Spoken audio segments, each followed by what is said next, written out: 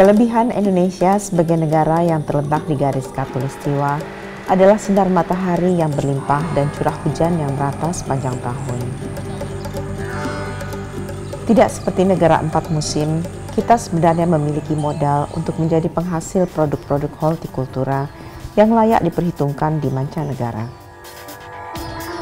Ini adalah cerita dari sahabat-sahabat di daerah istimewa Yogyakarta yang tidak hanya menanam bunga krisan tapi juga memberikan sentuhan teknologi agar mendapatkan hasil yang lebih optimal.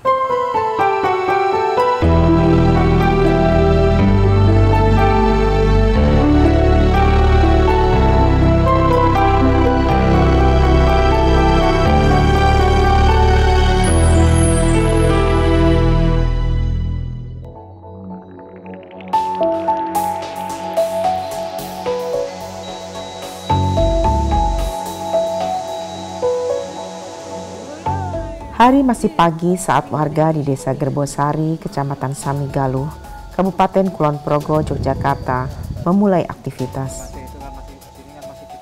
Seperti biasanya, pagi hari adalah waktu untuk merawat bunga-bunga krisan yang ditanam di perkarangan rumah mereka.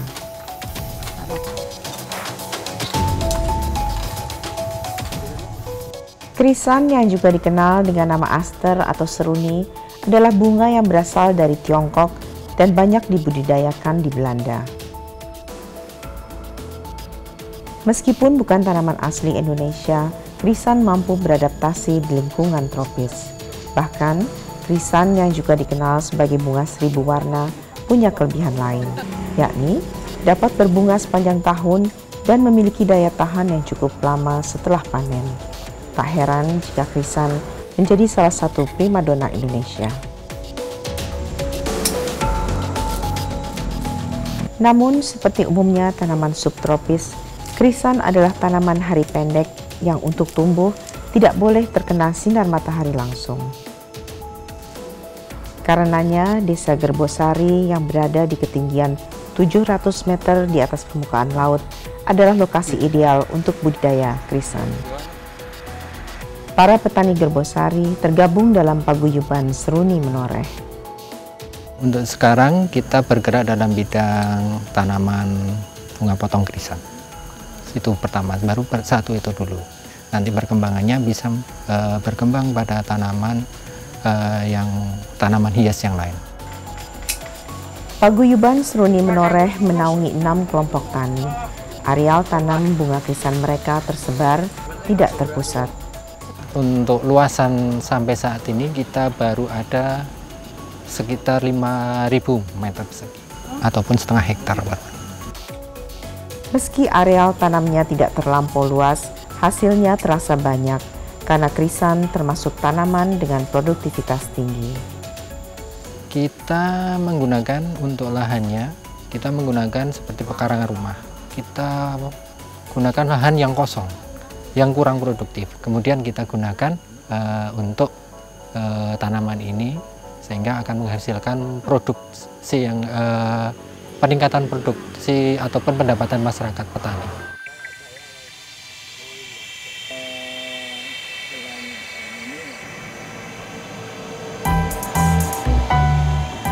Peningkatan pendapatan menjadi salah satu motivasi masyarakat Gerbosari untuk beralih dari sebelumnya menanam tanaman pangan menjadi menanam tanaman bunga krisan. Dulu misalnya kita dalam luasan 100 meter persegi seperti saya dulu, kita tanamnya cuma ubi. Itu panen kita hampir 8 bulan. Ya, itu panennya berapa? Cuma berapa kilo. Dengan menanam bunga krisan dalam waktu panen yang relatif lebih singkat, petani bisa mendapat hasil yang lebih banyak.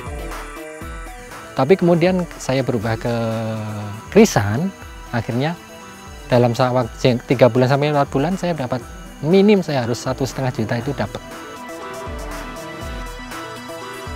Setangkai bunga krisan grade A bisa dihargai Rp1.000 hingga Rp1.200. Sedangkan untuk kelas spray atau yang terdiri dari beberapa tangkai bunga kecil, harganya Rp1.000. Karena saya perlihat dari berbagai macam tanaman, itu yang luasan 100 meter persegi yang ditanam, itu nggak ada yang mencapai ke segitu. Kecuali kita tanam sesuatu yang dilarang itu baru bisa. Krisan ibarat tanaman pokok di kalangan bunga potong. Di pasar mancanegara, Belanda adalah negara penghasil krisan terbesar.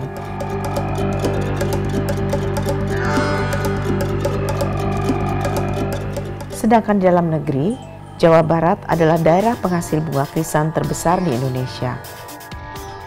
Pada tahun 2012 saja, lebih dari 217 juta tangkai bunga krisan diproduksi di kawasan dataran tinggi Puncak, Lembang, dan Ciwidey.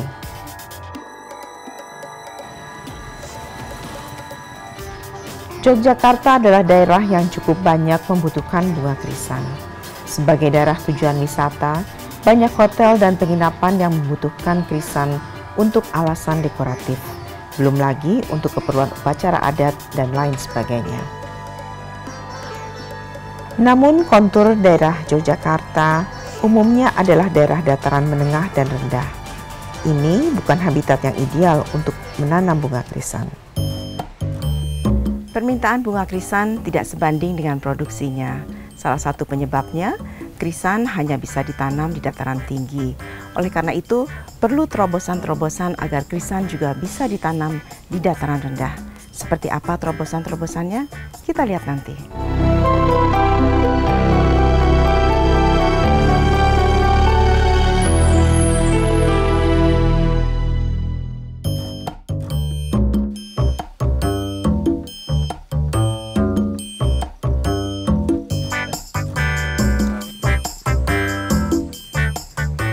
Krisan adalah bunga potong yang potensial untuk dibudidayakan, tapi jumlah produksinya terbatas karena krisan dikenal hanya bisa ditanam di dataran tinggi.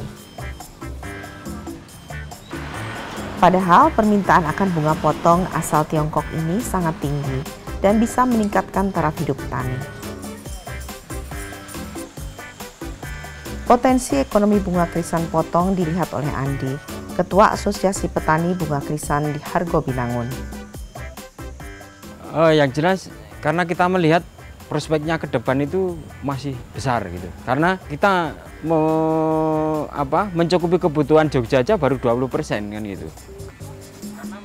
Untuk memenuhi 80% kebutuhan Yogyakarta, selebihnya bunga krisan harus didatangkan dari daerah-daerah di sekitarnya, baik dari Lembang di Jawa Barat hingga Malang di Jawa Timur. Melihat kebutuhan ini, Badan Penelitian dan Pengembangan Teknologi Budidaya Pertanian Daerah Istimewa Yogyakarta melakukan inovasi.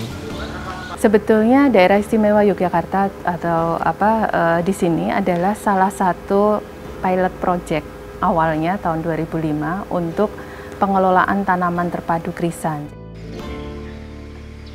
Pada tahun 2011 dirilis 6 buah varietas unggul baru atau VUB yang sesuai spesifikasi lokasi sebagai solusi bagi kondisi ideal krisan untuk dibudidaya. Nah, keunggulan dari 6 VUB krisan ini adalah bisa ditanam di dataran rendah, artinya bisa ditanam di bawah ketinggian elevasi 400 meter di atas permukaan laut. Selamat pagi Mbak Tri, sedang apa ini? Selamat pagi Mbak Titi, ini kami sedang melakukan pengamatan penanaman varietas krisan. Jadi karena tugas kami di penelitian, itu kita melakukan beberapa penanaman multilokasi ya, beberapa varietas krisan. Saya dengar katanya ada varietas baru krisan yang bisa ditanam di dataran rendah. Iya, betul sekali. Jadi karena kami kebetulan ada di Yogyakarta yang lahan datarannya tidak terlalu tinggi, kami menyebutnya dataran rendah atau medium, itu di bawah ketinggian 700 meter di atas permukaan laut. Lokasi ini kurang lebih 300 hingga 400 meter. Ya, betul. Nah, ada beberapa varietas Ibu seperti yang Ibu bisa lihat. Kalau yang kuning ini kami sebutnya namanya Sakuntala. Varietas unggul baru karya anak bangsa, hasil persilangan dari jadi peneliti. Iya, betul. Indonesia sendiri yang bikin betul. Alhamdulillah, kebetulan kami ada balai penelitian komoditas yang ada di Cipanas, namanya Balai Penelitian Tanaman Hias. Mbak, ini saya lihat kebanyakan warnanya putih. putih dan kuning. Ada masalah nggak kalau nanti dipasarkan, permintaan pasarnya gimana? Ya, baik Bu. Jadi untuk dataran rendah kan memang kami sarankan menanam banyak putih dan kuning. Justru karena permintaan karena pasar, permintaannya betul. malah putih dan Jadi kuning. 70% pasar yang ada di Jogja, khususnya di pasar bunga Kota Baru yang ada di Jogja itu permintaannya adalah kuning dan putih. Jadi kalau sering kita lihat ya di upacara-upacara atau mungkin adat itu memang warna kuning dan putih itu menjadi utama. Kebetulan ada juga yang ukurannya kecil-kecil tapi banyak seperti ini. Ini hasil silangan kita sendiri juga ini? Iya betul, jadi seperti yang orange ini ya namanya Swarna Kencana Ibu. Ya. Ini satu tangkai ada beberapa Ya, jadi kelopak bunga. betul. Ya. Jadi krisan itu atau dulu disebutnya kan aster atau seruni ya. Nah, ada dua macam tipe standar yang besar satu dan tipe spray. Nah, dulu menyebutnya seperti ini aster Ibu, padahal sebetulnya sama-sama krisan. Cuman cara pemeliharaannya beda. Ini contoh-contohnya Ibu. Bagus-bagus ya warnanya Iya, cantik-cantik. iya. Jadi seperti yang ini adalah varietas Swarna Kencana, kemudian yang warna pink ini Asmarandana. Asmarandana, betul. Namanya aja keren. Iya. Kemudian ini adalah Kusuma Patria. Kenapa gitu Kusuma Patria? Iya, kebetulan untuk yang Kusuma Patria itu spesifik lokasi daerah istimewa Yogyakarta. Pemberian namanya diberikan oleh Gubernur DIY Bapak Sri Sultan Hamengkubuwono ke-10 dan dilepas tahun 2011. Iya. Kemudian ini ada Cintamani, ini juga dilepas oleh Provinsi Daerah Istimewa Yogyakarta. Warnanya dua warna, ya betul. Jadi kita menyebutnya remix ya. Remix itu ini dua juga warna. dua warna tapi dia lebih betul. Nah kalau yang gelap merah ya. ini namanya Pasopati Ibu. Kemudian yang warna putih adalah Puspita Pelangi. Ini nama-nama Betul. udah didaftarkan. Sudah, jadi biasanya setelah dari hasil persilangan kami akan melakukan pelepasan varietas atau launching karena setelah itu boleh ditanam oleh petani khususnya. Ya. Salah satu titik kritis pembudidayaan krisan adalah saat pembibitan. Lokasi pembibitan yang netral menentukan bisa atau tidaknya bunga krisan ditanam di dataran rendah.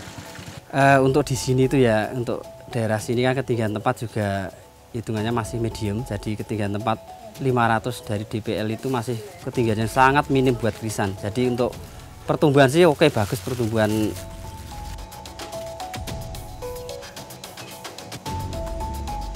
Bahkan jika ingin dibibitkan di daerah yang lebih rendah pun tidak masalah, karena penyakit dan hama baru menyerang menjelang krisan berbunga.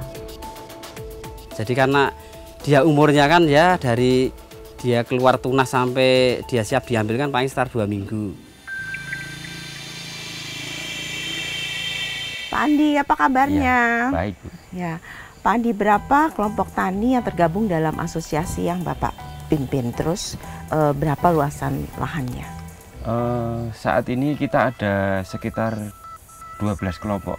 12 kelompok, Iya, terus luas lahannya yang mereka 12 kelompok miliki? tani, rata-rata satu kelompok itu ada 1000 meter, 1000 sampai meter 1200 gitu. Jadi totalnya sekarang ini ada sekitar 1,5 hektar. Iya, rata-rata sekali panen setiap kelompok tani itu menghasilkan berapa tangkai? Untuk satu petani itu biasanya kita mengelola 200 meter. Jadi 200 meter itu kita bisa panen sekitar 7.000 tangkai. Karena kita jualnya itu ikat, Iketan. itu isinya 10. Jadi itu ya kita bisa menghasilkan antara 700-an ikat. 200 ikat Gitu, ya, iya, sekali betul, panen ya. iya. Nah, asosiasi ini mengatur produksi saja atau juga mengatur penjualan? Kita dua-duanya. Jadi karena kita biar satu pintu, jadi harga ini tidak terpengaruh Bergejolak harga yang gitu ya. lain, ya bergejolak. Kita produksi kita atur karena kita masih terbatas lahannya, Bu. Jadi kita memang kita jadwal secara rutin 12 kelompok ini agar ketersediaan bunga itu selalu ada. Itu kemudian untuk penjualannya kita jelas, kita satu pintu gitu. Jadi kita dari petani nanti setor ke asosiasi, baru asosiasi yang mendistribusikan ke floris. Bagaimana potensi bunga krisan ini dibandingkan dengan komoditas yang lainnya seperti cabai? Kalau krisan ini kan karena ada batasan tempat gitu, jadi tidak semua tempat bisa membudidayakan. Itu yang pertama. Yang kedua, karena kita ada di asosiasi, tidak seperti harga cabai gitu. Jadi kalau krisan ini harganya tetap gitu. Jadi karena dijaga oleh asosiasi, jadi lebih hitung-hitungannya juga, analisanya usaha kita juga lebih bagus dibandingkan dengan cabai. Terus kalau nanti ini lebih bagus dari cabai, kalau petani cabainya mau pindah ke krisan gimana? Kan jadi masalah lagi tuh nanti ya. Sebetulnya begini, itu tadi yang kita sampaikan, karena ada batasan gitu. Iya. Petani cabai mau beralih ke krisan ini juga mungkin karena batasan biaya, karena kita memang modalnya lebih besar ini. Iya, modalnya lebih besar, jadi pertimbangan mereka juga banyak gitu. Kemudian dia beralih ke komoditas yang biasanya mereka lakukan, ke krisan, ini juga teknologinya kadang ini menjadi kendala bagi mereka. Semakin banyak petani menanam bunga krisan untuk meningkatkan pendapatan tentunya merupakan berita baik. Asal tidak mengakibatkan produksi tanaman pangan berkurang, karena sebagai tanaman hias, krisan kan tidak bisa dimakan. Atau bisa nggak ya?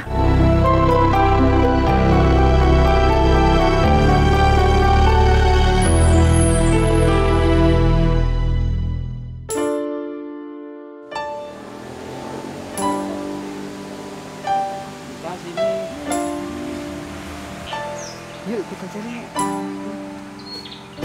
Berkat sentuhan teknologi budidaya, bunga krisan yang sebelumnya hanya bisa ditanam di dataran tinggi, kini bisa dikembangkan di dataran rendah dan menengah. Penemuan ini menjadi kesempatan untuk meningkatkan jumlah produksi bunga krisan nasional dan tentunya meningkatkan pendapatan petani. Sentuhan teknologi juga mencakup pengolahan pasca panen. Prinsip dasarnya adalah memanfaatkan setiap bagian dari bunga krisan sehingga tidak ada yang tersia-sia. Gimana kita bisa memanfaatkan tanaman-tanaman yang tidak untuk dibudidayakan, diambil bunganya itu kita manfaatkan juga, yang nantinya juga petani akan mempunyai nilai tambah dari situ. Penelitian mengenai produk olahan krisan bukanlah hal yang baru, baik yang menyangkut ragam dan jenisnya maupun kelayakannya untuk dipasarkan. Dimulai tahun 2011 sampai 2013 itu ya dari berbagai macam produk itu selama 3 tahun kami menganalisa mulai dari kandungan kimianya sampai ke sosial ekonominya.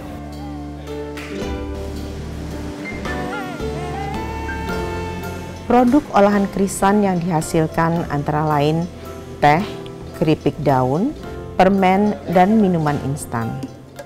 Selamat siang Mbak En, apa kabarnya? Ibu. Alhamdulillah baik. Ini lo mau tanya mengenai pengolahan bunga krisan ini, bagian mana saja yang bisa dipakai untuk produk olahan? Oh gini Bu, untuk tanaman krisan yang bisa diolah itu pada bagian daun dan bagian bunganya. Untuk pembuatan teh, apa bedanya yang bahan bakunya dari bunga dan dari daunnya? Dan prosesnya gimana? Untuk perbedaannya sebenarnya hanya pada proses pelayuan Ibu. Kalau untuk teh dari bunga itu proses pelayuannya dengan cara dikukus. Tetapi kalau dari daun ini proses pelayuannya dengan cara digiling. Ini yang dari bunga ya? Iya. Terus bikinnya perlu alat-alat canggih seperti di lab ini nggak? Oh enggak Bu, peralatan yang digunakan untuk membuat teh krisan cukup peralatan rumah tangga saja. Oh jadi rumah tangga biasa ibu-ibu bisa bikin juga sendiri ya? Bisa di rumah. Saya dengar Mbak Yayan juga meneliti bisnis daripada teh bunga krisan ini. Gimana hasilnya, layak dijual atau bisnisnya, pengembangan bisnisnya bagaimana? Oh iya Bu, kemarin kami sudah meneliti tentang kelayakannya. Jadi untuk dibuat menjadi teh krisan ini bisa menghasilkan keuntungan 30–50% daripada 50%? Dijual secara segar dalam bentuk bunga potong.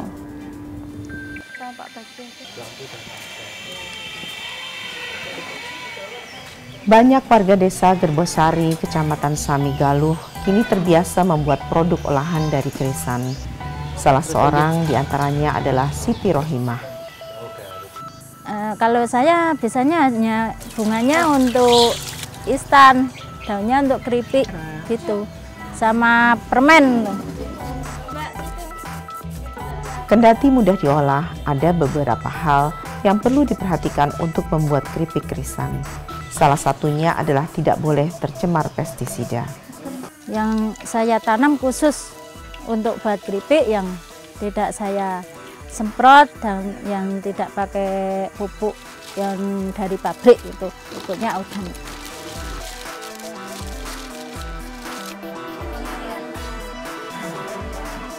Penggunaan pupuk kimia dibatasi hanya sebagai starter atau di awal pengolahan tanah sebelum ditanami bibit bunga krisan.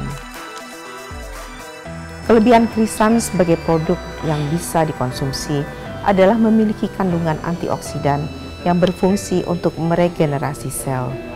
Pada prakteknya, antioksidan adalah zat anti kanker. Kalau warna bunganya itu cenderung ke kuning atau orange, dia kandungan antioksidannya adalah beta-karotin. Sedangkan kalau untuk bunga-bunga yang berwarna merah keunguan sampai ungu, itu kandungan antioksidannya adalah antosianin.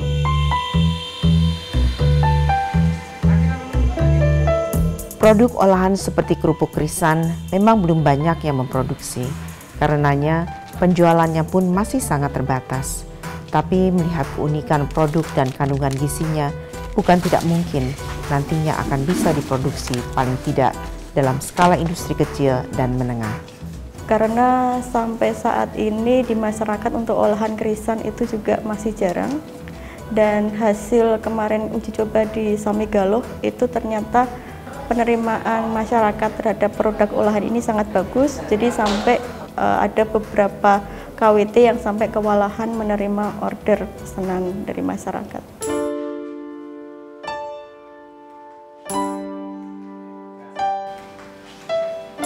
Selamat siang Pak Darmaji ya.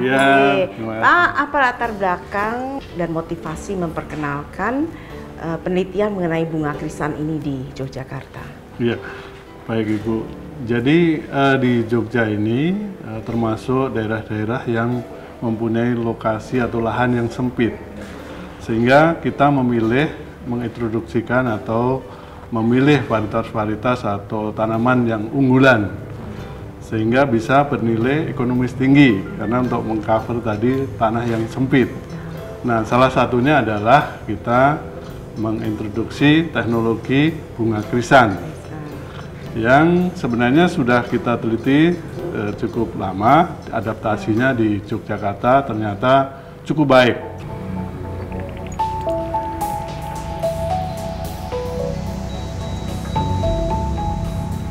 Penerapan teknologi sudah selayaknya diterapkan di segala bidang, termasuk bidang pertanian dan perkebunan. Selain untuk meningkatkan produksi, utamanya adalah untuk meningkatkan taraf hidup petani.